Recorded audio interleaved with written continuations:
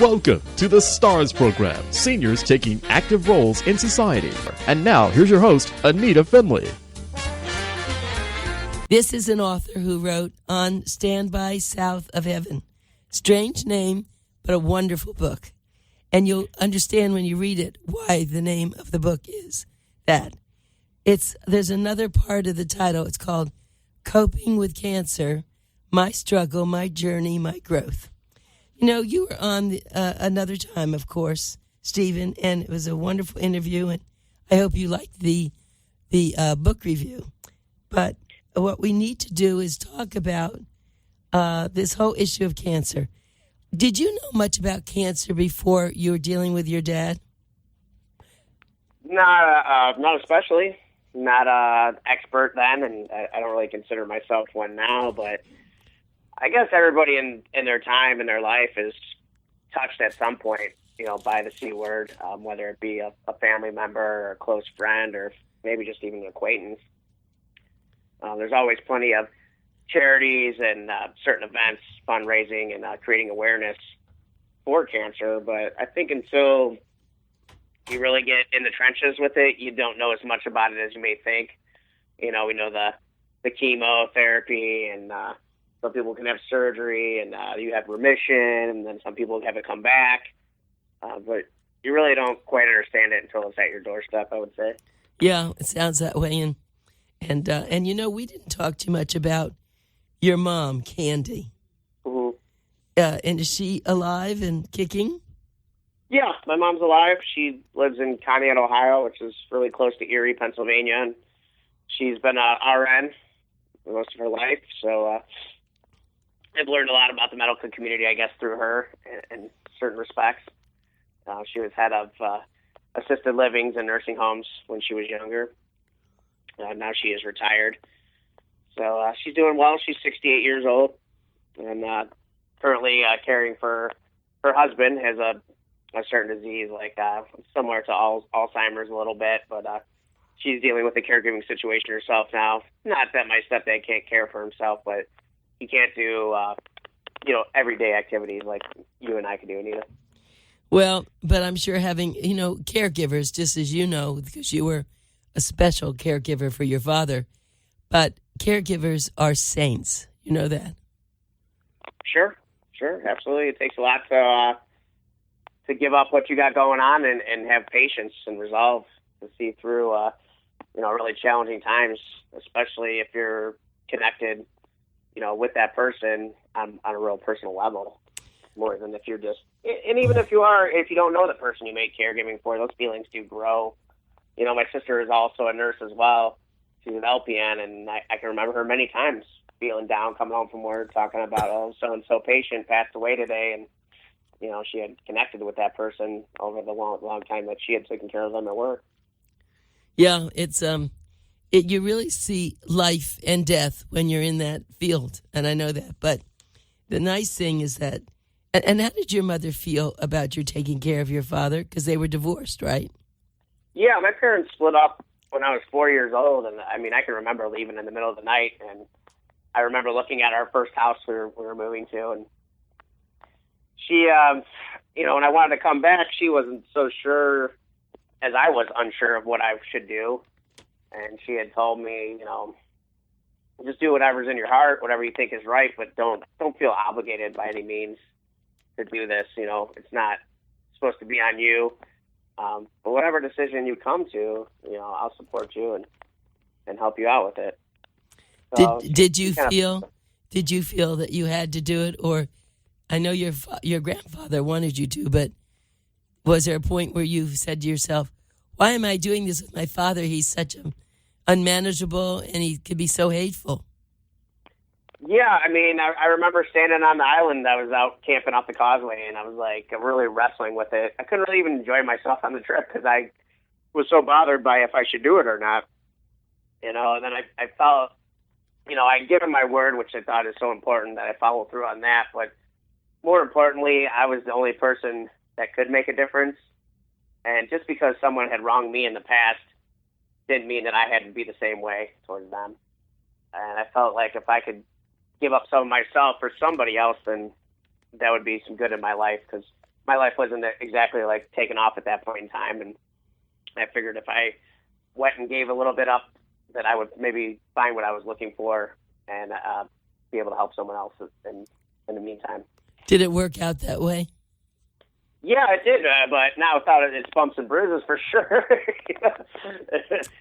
Excuse me, it definitely wasn't easy, but I learned a lot.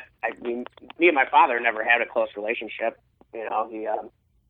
We barely saw him, only a handful of times a the year, and I was always so nervous around him, because I just didn't feel like I was his son or we were connected very well, and I always wanted us to rebuild a relationship and have that father-son thing going on that we never had. So coming back, I was looking kind of forward to getting that going, but there's a lot of turbulence that I had to deal with as far as just cleaning up the house and dealing with doctors and lawyers and brokers and police and things of that nature. So things finally settled down a little bit. The dust had cleared after the storm, and we were able to forge a better relationship. Right. Well, that's true, because at the very end, you knew he thanked you, didn't he? Didn't you? Yeah, he really did. In the beginning, when I was first coming to the house, it was, stay out of my way, don't cause any trouble. And towards the, about halfway through, it was like, oh, I love you, which then started getting annoying as well. But, I could tell that he had changed his thought process on where he saw me in his life, and it became clear that he was very proud to be my father and that he had a hand in creating me. Yeah, it's a very nice story. I don't know how many people do what you did. Frankly, I've met a lot of people, and I know that sometimes people do help their family members even if they weren't close. But with the cancer and all about your father and the fact that you really didn't have any relationship before you went there, I think it's an extraordinary experience.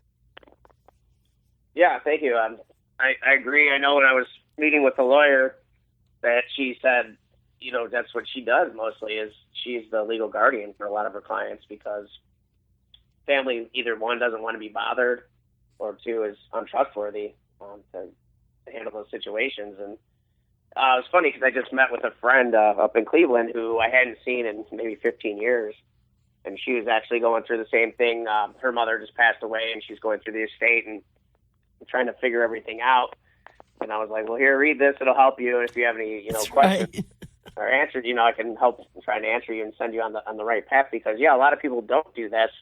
And the people that do, it's like, well, what do I do? Because there's not too many playbooks on how to handle the situation. That's true. I was looking at your chapter 10, which is life lessons. And you have 10, no, you have more. I'm sorry, I'm looking at your book. You actually have, look at the very back. Wait a second. Oh, here. Okay. You have 20 lessons. And the first one is Word is Born. What was that all about? That's just about doing what you say you're going to do. I write in there that if you follow through on your word, then your reputation and your reach and your frequency will keep growing. More doors will open up for you. Because everybody seems to talk a good game or say they're going to be there. Like just take the matter of fact, a simple thing with this interview, right? Calling at 12:35 and we'll start at 12:40, which went according to plan. But most people, they say they're going to show up for a meeting or make a phone call or come home and take care of a relative, whatever, how big or small it may be. You need to follow through on that. And if you're not going to follow through, you need to call ahead and let somebody know. And I think one thing that just sets people up that are very successful from people that aren't is their word. People will go, oh, I know so-and-so. They say they're going to do something, then nothing ever materializes. So if that is the case, then you become the person that can never be counted on. And I think doors will not open up for you as much as they would if whatever the simplest task may be that, you created the word, you said it, it's out there, it comes back to you. That's so true. So that was a very good chapter. The next one was Ask for Help. What was that about? that was a tough one for me to learn. That's a tough lesson. This guy I used to work with, I used to do gym promotions all around the country, and he used to tell me, he's like, Steven, he's like, you don't GET unless you ASK, and you got to ask for help. And it was always, for me, I was so stubborn. You know, when I was younger, I figured I could do everything on my own. I don't need any help. I'm so strong. I believe in myself. What I learned over the years was to be more humble. I don't know everything. You know, I'm not the smartest person in the world. I'm not the most physically talented. But it cuts your learning curve in half when you can admit those things to somebody and say, you're an expert in this field. Help me get to where I need to get to. I'm willing to listen because I realize, you know, that you're the person that can get me there. You know, it's really about putting your ego aside and letting other people help you. You're still a strong person by accepting help. You know, that's one of the lessons I had to teach myself. And I know when I was younger, I was doing door-to-door sales when I first got to Florida. And I had a really hard day, and I didn't make a lot of sales. And my boss looked at me, and he's like, you know, I can yell at you and stuff, but I can look right now and tell you're going to be harder on yourself than I could ever be on you. He's like, it's okay to ask for help. And that was a lesson that took me a really long time to learn, but I'm glad I did. Yeah. It's funny, my husband's in the hospital, and everybody wants to come and help. They want to do this, and I keep saying, no, I'm okay. Mm-hmm. Yeah, sometimes you just got to be like, sure, oh, you want to just bring a card by, you know, or do you need me to pick up some flowers, or can I get you dinner tonight, or whatever it may be? And you're like, you know, like, I'm not a charity case. Well, you got to, like, drop that down. Like, they're just trying to do what they think is would be best suitable for you. And sometimes as much as your pride gets in the way, you just got to say, yeah, sure, I can accept that today. I just don't want to bother anybody. That, you know, that my mom says the same thing all the time now because she's older now, and she's like, well, I was going to call you, but I don't want to bother you. I'm like, you're never bothering me. If you're bothering me, I'll send it to voicemail. You know what I mean? One of my older friends does the same thing too. Well, I don't want to bother you. I'm like, what? If we weren't friends, then I would seem like you're what are you, a telemarketer bothering me, trying to tell me something? You know what? I'm so glad you're doing this interview with me today, because when I get finished the interview, I'm going to call some of my friends back. Sure, come by and have a cup of coffee with me. Absolutely. Okay. You've helped me already. All right, now this be consistent. How about that? Being consistent is just a philosophy of getting to where you want to be, right? Everybody has a dream or a passion or a goal in mind. And let's use, I love using the gym example because I spend so much time in there. People come in sometimes and they're going to set the world on fire.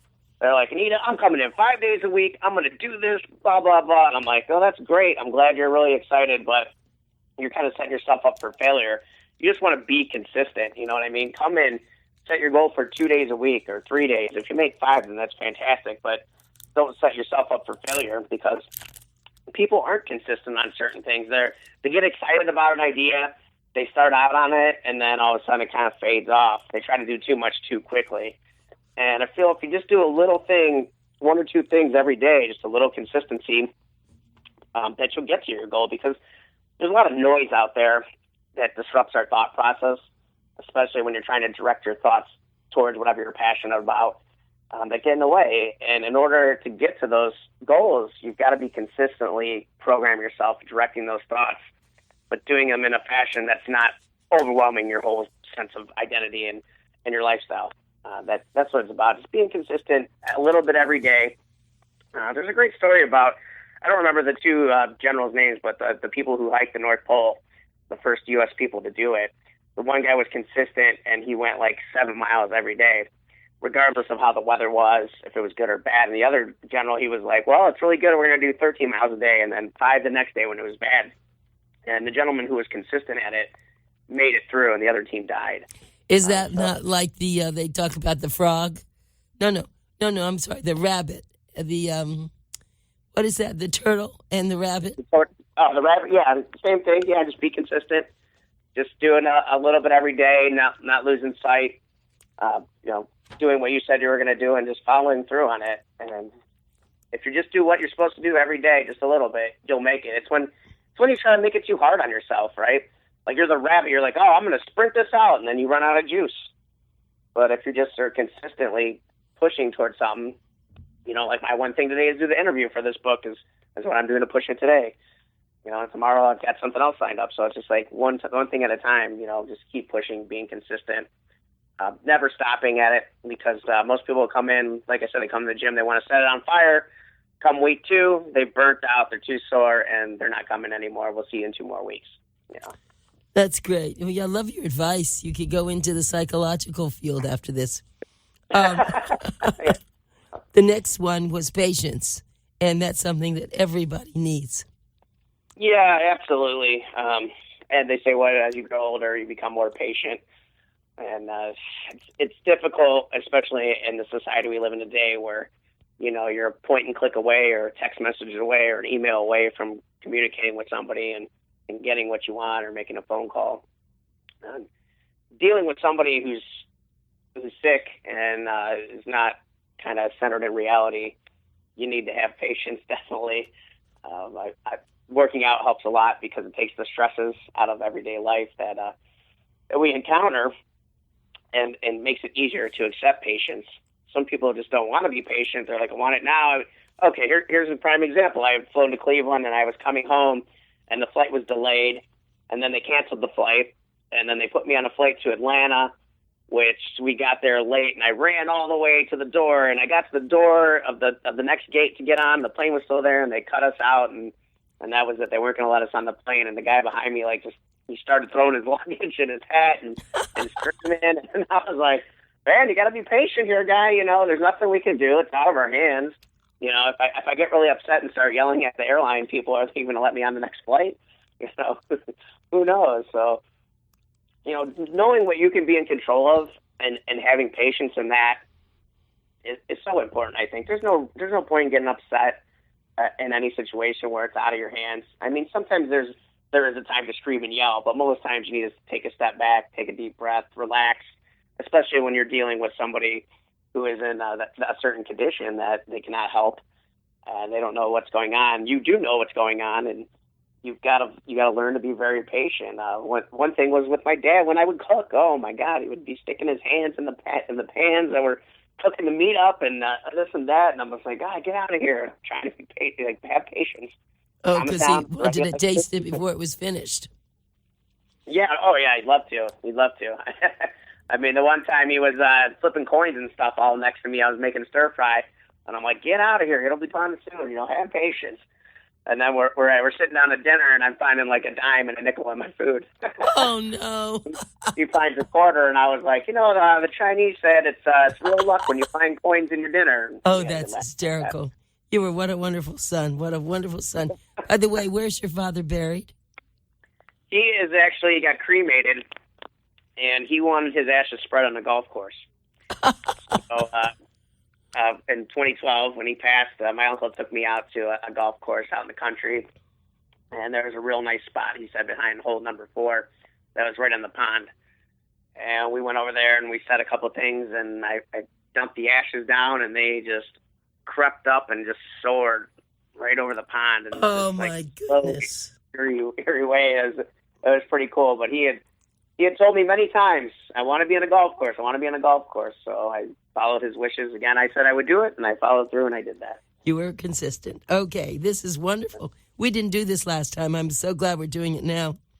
Okay, well, you know, talk about patience. This morning they moved my husband from where he was last night. So I went to the room. He wasn't there. I said very calmly to the desk, "Where's my husband?" And she didn't know. She had to go look. She wasn't coming up with any answer. And I said, "Will you get your supervisor? I want to know where my husband is." I'd lost patience because that was unacceptable to me, because she didn't have it in the records. They found it very quickly. But there was no patience for me there. You know, when you get in those situations like that, there's one thing I learned in sales is listen, I might start raising my voice and stuff with you. I just want to let you know it's not personal, because I need this done now, and you're the person in front of me. That's a good thing to say. Thank you. Oh, yeah, that's good, because then they're not mad at you. They're just right. Thank you. I appreciate that. Okay. No problem. He's doing okay, though? You found him and he's moved good? Yeah, he got moved. He's still fighting all the dopey stuff that they put in you, you know, so he's kind of out in left course right now. He's doesn't know where he is, but I'm sure that'll stop.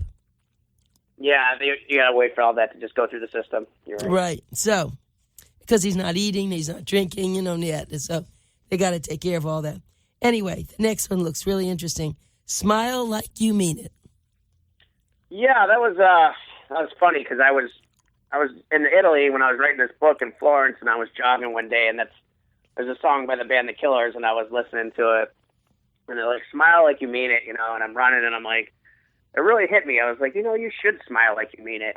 You should smile as bright as you can, not a half smile. You should smile a full smile and really beam that energy, that joy, that happiness out into the world and to people that are by you, because it'll reciprocate very quickly, I believe. And that's one thing I'm saying now at the end of certain talks or something. I'll say, smile big, shine bright. Because I believe is the more you direct your thoughts and you program yourself towards these things of being happy and smiling and being joyful, then it happens so much easier, Absolutely. It happens more consistently. Yeah, I smile all the time. As a matter of fact, it's just a thing I do. And someone said to me once, why do you smile all the time?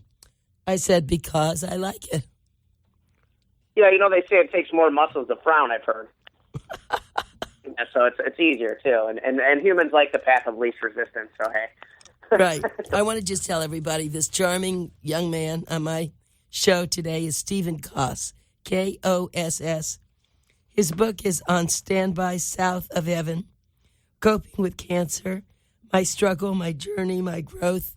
It's really about his struggle with going to take care of his father at his grandfather's request to do so, giving up his life for a father that he really didn't know very much or have much relationship with, and it all turning out really beautiful. In fact, we never would have a book like this if it weren't for that. So I do suggest, if you're in any caregiving mood at all, you really get this book, and it's really very easy to do.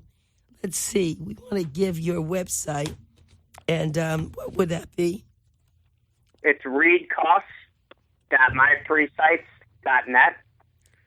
Okay. readcosts.myfreesites.net, or you can find it on Amazon or CreateSpace. Right, I see that. On Standby South of Heaven. That's where it is with Amazon. Okay, I think people would really enjoy it. Let's go to the next one.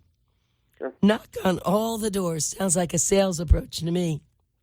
Yeah, it's really the one thing of law of averages. I remember I was working at a sales job selling advertisements on grocery carts. And I was very young. I was 20 years old, and it was hard. It was outside sales, and I was making calls and then going to presentations and trying to sell business owners. And I was having a rough time one day, and my boss, Jeff, calls me, and I'm like, I'm having a tough time. He's like, did you knock all the doors? Did you call every single business in the city? And I'm like, no, obviously I had not called every single one. And he was like, well, you need to do it, and you'll find it. And I found that to be true. If you keep knocking doors, somebody's going to answer. You just got to be consistent at knocking the doors a couple a day, every day, and somebody's going to open it up. Because I had so much trouble. I had no idea what to do. I got kicked out of the house immediately when I started cleaning it with my father, and I was like, now what do I do? I'm like, well, let me call my aunt. She's a lawyer, and she goes, well, why don't you go see this lawyer? So then I went and saw that lawyer. And she goes, okay, well, now what you need to do is you go knock on the door of the police, go talk to them. And then when that didn't work out, I had to go knock on another door to find a social worker. And then I had to go knock on the door of the police again, and then I had to knock on the door of a psychiatrist. So you just got to keep knocking doors. and it's better if you, and I say knock doors because when you show up in person, you're harder to brush aside. You're harder for them to say, go away. I'll send you an email or I'll text you. But if you're in person, they feel more obligated to help you at that specific point in time. It's a very good point. Very good point, Stephen. You have to somehow get in front of that person, right? Absolutely. You got to get in front of the decision makers, and they'll make that decision for you and help you out. Either they'll help you or you're on to your next door. Right. Well, and you probably had to get a lot of information to take care of your dad, didn't you? Yeah, it was very difficult. Like I said, I don't know if there's any other books out there that help you as far as, like what do you do if a person is unruly and can't live on their own and they're not letting you in? It's like, well, one, you've got to go talk and consult a lawyer. They're going to tell you what to get going. You got to get that person a psychiatric evaluation. You got to get the police involved. You got to call a hospice to help you out. So there's a lot of different places to go for help, but I didn't know where to go. My head was spinning like a top. I had to knock all the doors. I had to find out who was who. who was going to help me on that particular day, what I needed to do, and just trying to get all my ducks in a row, get those I's dotted and those T's crossed, and live a semi-normal life. Right. Well, your normal life was never your normal life again then, but it is now, right? I don't think my life's ever going to be normal. I'm just not that type of person. And I wouldn't have it any other way. That's great. You're such a nice person. I'm sorry you're not here in my studio like you were before, but I understand you're in Clearwater, right? Yes, I live over in Clearwater, and I just got back a couple days ago. But yeah, I'd like to come back another time. I love Boca Raton. I thought it was a fantastic city. Very clean, and everybody was so nice to me, very open up. Even people I didn't know, when I was walking into breakfast, hello, how you doing? I thought that was fantastic. People out by the pool saying hello as I was reading my book. I felt very welcome there. Well, it's because of who you are, so let's make a deal. When you get back and you can come here, we'll have you on again, and we'll start with number 7. Sometimes you have to fail, okay? Yeah, sometimes for real growth to occur, I feel that you have to fall on your face, And we'll take care of that. Don't say any more about it because I want to wait till you come back. Okay, no problem. So you have to let Dan when you'll be available next month, then we'll have you back. Okay, that'd be great. Thanks. Good luck and happy holidays. All right, happy holidays, Nick. Thanks for having me. Bye.